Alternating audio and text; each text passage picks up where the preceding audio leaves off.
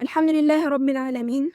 الصلاة والسلام على سيد المتقين، على خير من نطق بالضاد وكان فسيحا بليغا، عليه أفضل الصلاة والسلام، وعلى آل بيته وأصحابه وأزواجه الkiram. Amma ba'd. Sarf ilmi ilmlarning onasi hisoblanadi. Qanday ona o'z farzandini dunyoga keltirgani kabi, sarf ilmi ham so'zlarni, so'zlar esa jumlalarni dunyoga keltiradi. Va jumlalarni tushunishlik bizga barcha ilmlarni yo'llarini ochib beradi. Horvath Nusxa akademiyasining ushbu silsilasida sarf ilmi va undan so'ng behojat bo'linmaydigan nahv ilmi to'g'risida bahs boradi. Bu darsliklarimiz boshlang'ich talabalar uchun mo'ljallangan bo'lib, faqatgina yuzaki ko'rib chiqamiz inshaalloh. Bismillah. Bugun muqaddima qilamiz sarf ilmi va nahv ilmiga. Mavdu'u ilmus sarf. Sarf ilmining mavzusi. Sarf, nahv, arab tilimlarining hammasida asosiy mavzu demak kalima bo'ladi. Va kalimaning taqsimlariga bo'lganimizdan so'ng uning asli mavzusi zohir bo'ladi. To'yib. Al-kalima demak kalima bu og'zimizdan chiqqan har qanday ma'nosi bor so'zga kalima deymiz. Va shu taqsimga bo'linadi. U faqatgina bu arab tiliga tegishli emas. Dunyodagi barcha bir tilni olib turib, undagi narsalarni mana shu 3 taqsimga bo'ladigan bo'lsangiz, tushib ketaveradi. To'yib. Demak, kalimamiz 3 taqsimga bo'lindi. Birinchisi, demak, ism, fe'l va harf. Bularni ta'riflariga, holatlariga nahv ilmida chuqurroq kirishamiz. Ism ana shu kalimaning taqsimidan bo'lgan ism 2 taqsimga bo'linadi: mabni va mu'rab. Mabni degani bir so'zni olasizki, u doimo o'zgarmay qoladi. Har qanday holatda. Bunga misol qilib ism ishoralardan bo'lgan hadan olsak bo'ladi. Doimo o'zgarmay qoladi. Buni hadi yoki hadu qilib ayta olmaysiz. Va bular juda ham oz, faqatgina yodlashlik bilan bilinadigan so'zlar. Mabni ism hisoblanadi. Mu'rab ism esa mana shu mabnidan boshqa har qanday ism mu'rab hisoblanadi. Oxiri o'zgaradigan arab tilidagi hayolloh ismni olasiz, mabnilar taqsimiga kirmayaptimi, demak u mu'rab bo'ladi. Fe'limiz ham 2 taqsimga bo'linadi. O'zi fe'l va ismni taqsimotlari ko'p. Nima jihatdan taqsim qilinayotganligiga qaraladi. Hozir men sarf ilmining mavzusini aytayotganligim uchun ana shu o'zimga kerakli bo'lgan taqsimni aytyapman. To'yib. Demak, fe'limiz ham 2 taqsimga bo'lindi. Mutasarrif va jamid. Mutasarrif fe'l degani uning bir shakli bor. Undan muzoriyni, amrni chiqara olasiz va uni 2lik, 3likka o'zgartira olasiz. Misol uchun qara'ani qara'ta yoki yaqra'u, iqra kabi o'zgartira olsangiz, demak u mutasarrif fe'l hisoblanadi. Jamid fe'l esa o'zgarmaydigan fe'l.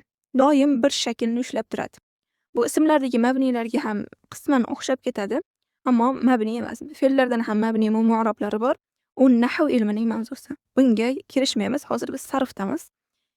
Ya'ni oxirgi harakat emas, balki oxirgi harfidan oldingi shakllar haqida bahs ketyapti. Demak, mutasarrif fe'l degani sarflanadigan, o'zgaradigan fe'l ekan. Jamid degani bir narsani ushlab ana shunda qotadigan fe'l ekan. Jamid fe'lga misol qilsak juda ham oz. Laysa, ni'ma va bi'salar. Yodlashlik bilan bilinadi. Arab tilida aksar fe'llar mutasarrif hisoblanadi. Harflarimiz. O'zi umuman harf deganimizda 2 xil harfni tushunishimiz kerak. Harful maani, huruful mabani. Maani harflarimiz bu ana shu kalimaning ichidagi harflar. Yozib qo'yaylik. Harful maani. Maani. Xo'p, huruful maani. Huruful mabaniyimiz bor. Ular mana shu yerda ishlayotgan har qanday harflar mabani harflar. Unda asl ma'no bo'lmaydi. Uni biron bir kalimaga qo'shsangiz bir qo'shimcha ma'no ifodalamaydi. Huruful maani demak, ma'nosi bor harflar. Ular o'zi mustaqil ma'no anglatmaydi. Dan qo'shimcha holatda ishlatsak bo'ladi. To'yib. Demak, sarfani mana shu taqsimdan mana bu 2 taqsim ichiga kiruvchi kalimalarni o'rganadi. mu'rob ism va mutasarrif fe'l bu sarf ilmining mavzusi hisoblanadi. Mana shunda bular haqida batafsil gaplashiladi, shuni o'rganadi. Mabniy ismlarga aralashmaydi, jomid fe'llarga aralashmaydi va huruful ma'niga kirmaydi. Endi nahv ilmining mavzusi haqida to'xtaladigan bo'lsak, nahv ilmimiz kalimaning qolgan qismlarini o'rganadi. Ya'ni al-kalima. Kalima. Xo'p, bularni barchasini demak oxirgi harfining harakati jihatidan va ma'no berish jihatidan o'rgansa, ikkinchisi demak al-kalam. Mana shu kalimalarni olib, men bularni birlashtirib bir so'z yasaydigan bo'lsam, men kalom hosil qilgan bo'laman. Ya'ni gap. So'zlarni jamlashtirsam gap bo'ladi. Mana shu gapni nahv ilmi o'rganadi. Voy, birinchi o'zi talabiy ilm, shar'iy ilmlarni o'qiyotganda arab tilini boshlaganda sarf ilmidan boshlaydi. Doimo arablarda bo'lsin, ajamlarda bo'lsin. Va buning sababi sarf ilmida nahv ilmiga oid biron bir narsa yo'q. Ya'ni sarf ilmini o'zini demak o'rganib ketsa bo'ladi. Ammo nahvda unday emas. Nahv ilmida sarf ilmiga aloqasi bor bo'lgan so'zlar, mustalohlar yoki qoidalar albatta ishlaydi. Bu birinchi sabab bo'ladigan bo'lsa, ikkinchi sababimiz buni vizual shaklda ko'rsatib berayin. Qoidalarimizni, nahv qoidalari yoki umumiy arab tilida biz bitta tekstni ko'rib, uni tarjima qila olish holatiga kelgunimizgacha qancha qoida o'rganamiz deyilsa, mana shu qoidani tasavvur qilaylik. Hamma qoidalar. Uni ichidagi mana bu doirachamiz sarfniki. Ammo mana bu qolgan qismi esa nahvniki hisoblanadi. An-nahv. Bu shuni anglatadiki, sarf ilmi nahv ilmiga qaraganda anchagina oson va masalalari kamroq. Shu sababli birinchi sarf o'rganiladi, undan keyin esa nahv ilmi o'rganiladi. Bu silsilada birinchi sarfni tugatib olib keyin nahv olamizmi deyilsa yo'q. Birda sarf, keyin nahv. Sarf va nahv shaklda qo'yib boriladi. Va buning sababi hozir ko'rayotganinglardek men arab tili so'zlarini yozyapman, ya'ni o'zbekcha yozib turib tushuntirmayapman va arab istilohlarni aytyapman. Bu yergacha ham kelgan talaba albatta nahvdan qandaydir ma'lumoti bor, nimalarnidir o'qigan, sarfdan ham xuddi shunday o'zbekcha qanaqadir kitobni oxirigacha bo'lmasa ham qandaydir masalalarni tushungan bo'lsa, demak nahv bilan sarfni bemalol olib ketsak bo'laveradi. Masjiy holatda. Va o'zi zotan shunday ham bo'ladi. Nol bo'lgan talaba, mubtadi talaba, hech narsani bilmasdan faqatgina o'qishni biladigan talaba birdaniga buni tushunib ketolmaydi. Albatta bundan oldin Mabda'ul qiro yoki Minhajul alami, Al-arabiyyatu bayna yadak shu kabi kitoblarni o'qigan bo'lishligi kerak. Va unday kitoblarni o'qigan odam albattaki ikkala fanni ham o'qib keta oladi. Xo'p. To'yib. Sarf ilmi bizga nima beradi degan savolga javob bersak, bu silsilada nazariy ilm kamroq bo'ladi, ko'proq amaliy olishga harakat qilamiz. Shuning uchun demak, ismdan mu'robni olaman-da va men sarfni foydasini tushuntirib berishga harakat qilaman. Va ko'rinyapti. Oddiy bitta mu'rob ismni olaman. Hayallo ism. Talabiy ilm mabniy ismlarni yodlab oladi, mabniy ismlarga kirmagan har qanday ism mu'rob hisoblanaveradi. Men rajulni olyapman. Rajul ko'pchilik biladigan so'z. Demak, bir kishi. Endi men ikki kishi keldi demoqchi bo'lsam, ja'a rajulun va rajulun deymanmi? Yo'q. Sarf ilmi aytayaptiki, yo'q. Siz uni tasniya qilsangiz bo'ladi, ya'ni ikkilik shakliga o'zgartirsangiz bo'ladi. Mana shu bitta so'zni aytganingizda uni ma'nosidan ikki kishi kelganligini bilib olishlik mumkin. Va uning uchun oxiriga alif va nunni qo'shing deyapti. Mana shunday qilamiz. Demak, bu qoidamiz. Rajulani. Demak, ja'a rajulani desa, men tushunamanki ikki kishi kelibdi. Va jamda ham xuddi shunday. Ja'a rajulun va rajulun va rajulun deb aytamanmi? Yo'q. Qolib beryapti. Rijal. Jamni qolibi. Rijal deng, tamom. Kishilar keldi degan ma'noni anglaymiz. Xo'p, endi bir kishida rijollik sifat topilmay qoldi yoki uni pastlatmoqchiman yoki uni kichkinaligini bildirmoqchiman. Nima deyman desam, sarf ilmi aytayaptiki, fu'ayl vazniga soling, ya'ni rujayl qiling.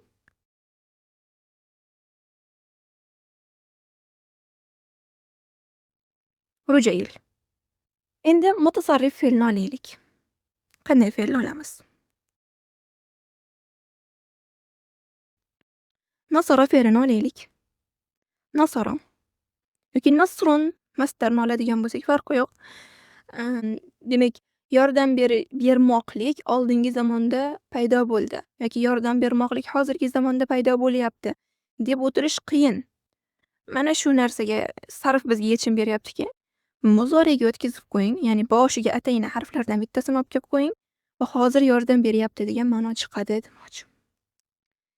Demak, suru yoki yordam ber degan ma'noni chiqarishligim uchun, demak, unsur yordam beruvchi demoqchi bo'lsam, demak, muzoriydan chiqaraman uni ham. Nosir, mansur ketaveradi. Bundan nechta narsalarni ismlarini chiqarib ketaveramiz. Demak, bitta aslni ushlab olamiz, so'ng undan boshqa narsalarni chiqaramiz. Ma'nosi boshqa-boshqa. Xo'p. Demak, sarf ilmini, arab tili ilmlarining mo'jizotlari, boshqa ilmlardan farqlari, ustunligi ham shu yerda. Siz bitta mu'rab ismni bilib olasiz va qoidaga muvofiq bir nechta shakllarni yasashligingiz mumkin. Bir nechta ma'nolarni chiqarishligingiz mumkin. Demak, mana bu foydasi. Mana shu shakllarni chiqarishligimiz. Bu endi jumlani, gapni tuzishlikdagi foydasi. Ammo tarjima ilmlarida ham juda ham katta foydasi tegadi. Bu inshaalloh dars davomida tushunarli bo'lib ketadi, inshaalloh. Xo'p.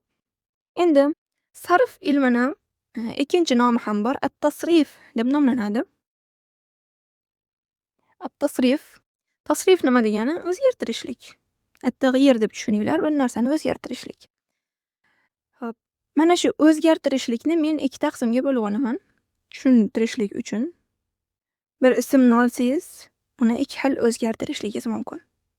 Birinchisi muxtalif va muttarid.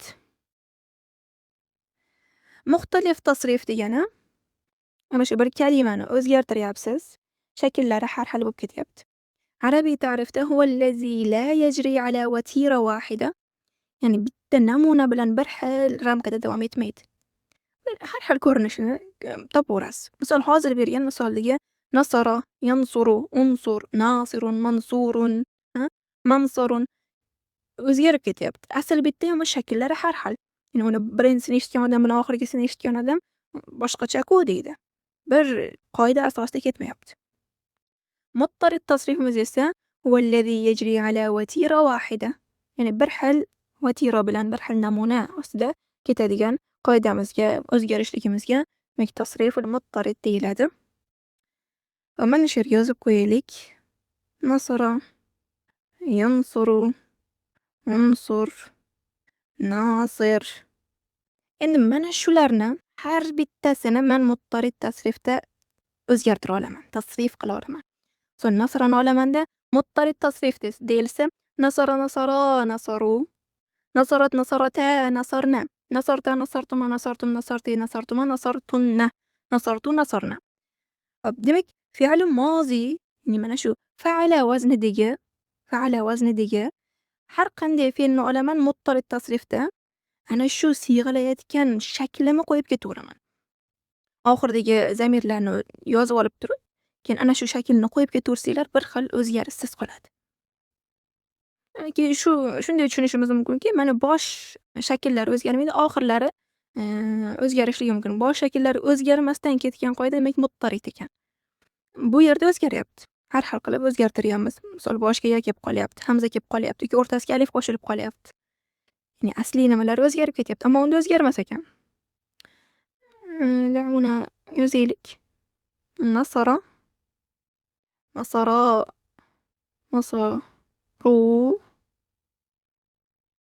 nasarat, nasarati. Hala haza. Mana ko'ringandek, boshlari o'zgartirmaymiz. Mana ular esa zamirlarni yodlab turib qo'shamiz. Muttarid bo'lyapti. Har qanday fa'ala degani olib turib shunga qo'yaverasiz. Mana bu aynan fa'ala shaklidagi mana ular qolaveradi. Bir vatira, bir xil ramkada davom etyapti. Demak, bu muttarid tasrif deyiladi. Xo'p, biz birinchi mana shu silsilamizda muttarid tasrifni o'rganamiz.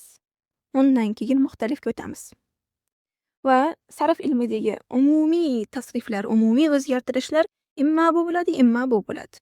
Bundan boshqa tasrif turini topolmaysiz. Illoki bir daraja oliy bo'lib ketgandan so'ng chiqib qolishligi mumkin. Xo'p, bugungi darslik uchun shu yetarli bo'ladi inshaalloh. Darsimizni shu yerda to'xtatamiz. Allohumma hayda va ana valhamdulillahi robbil alamin. Assalomu alaykum va rahmatullohi